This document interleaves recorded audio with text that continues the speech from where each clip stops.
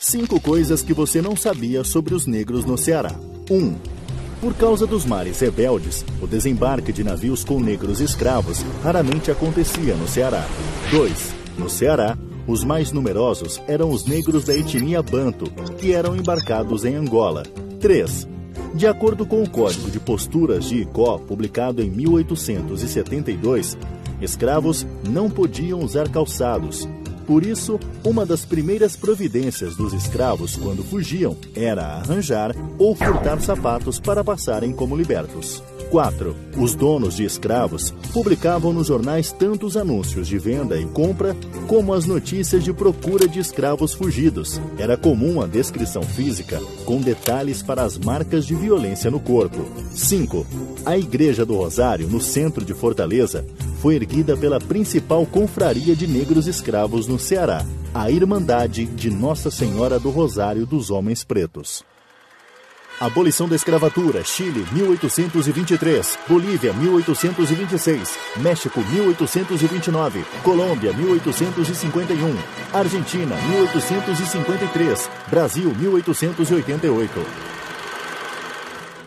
O tráfico internacional de pessoas em condição de escravidão já tinha sido proibido desde 1850.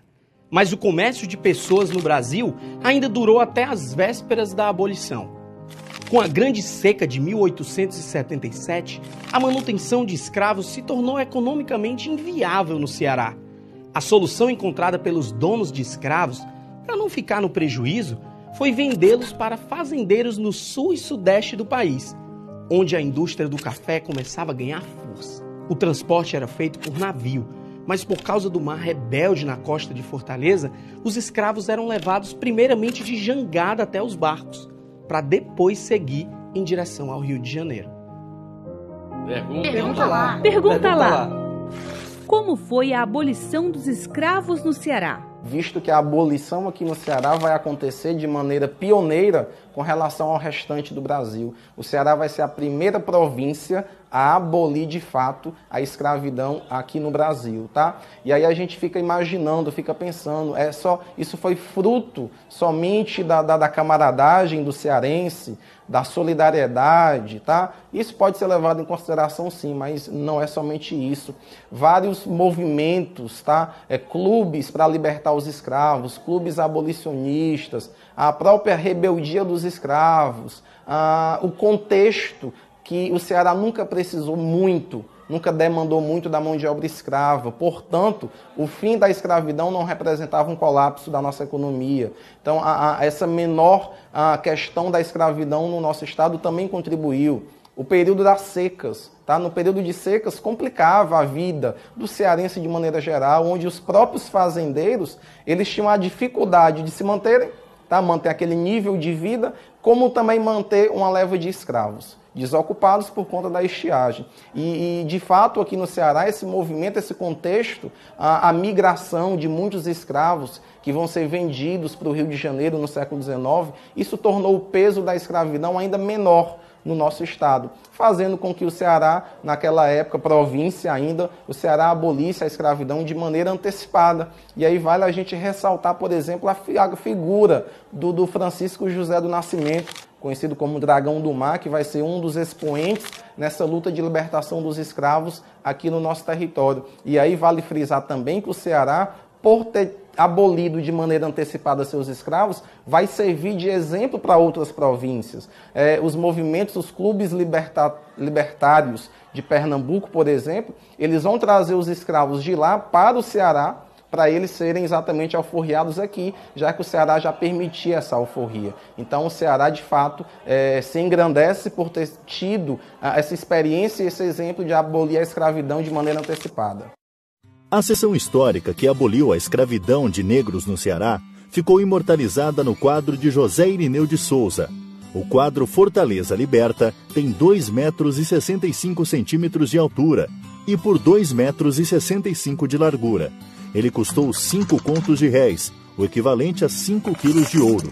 A pintura do imperador Dom Pedro II, que aparece no lado esquerdo da tela, é a réplica de um original, que ficava na Assembleia do Estado. Ela desapareceu e até hoje seu paradeiro é desconhecido.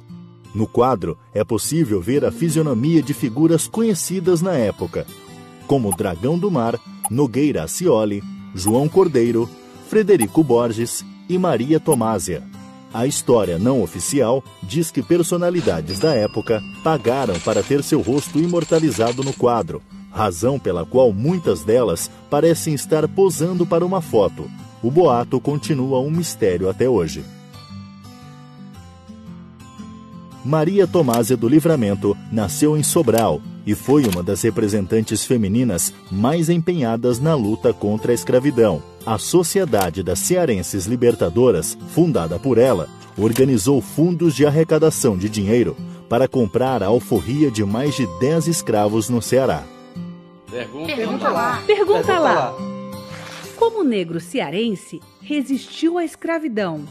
Os escravos, de origem africana, os negros escravizados, procuravam resistir à escravidão de diversas maneiras, sobretudo porque é algo inerente. Resistir à condição de escravo, resistir contra a falta de liberdade. E aí nessas resistências, rebeldia à escravidão, você pode citar, por exemplo, as fugas que aconteciam de maneira isoladas ou coletivas. Você pode citar, por exemplo, a formação dos quilombos, aldeias onde reuniam, de certa forma, para proteger esses escravos que eram foragidos. Você vai ter negros que acabavam preferindo cometer o próprio suicídio a continuar a vida de escravo ou a serem recapturados. Você vai ter negras que preferiam um aborto ao invés de ter o filho e que aquele filho também vivesse naquela condição de escravos. Você vai ter as formas de resistência mais sutis, negociação com o Senhor.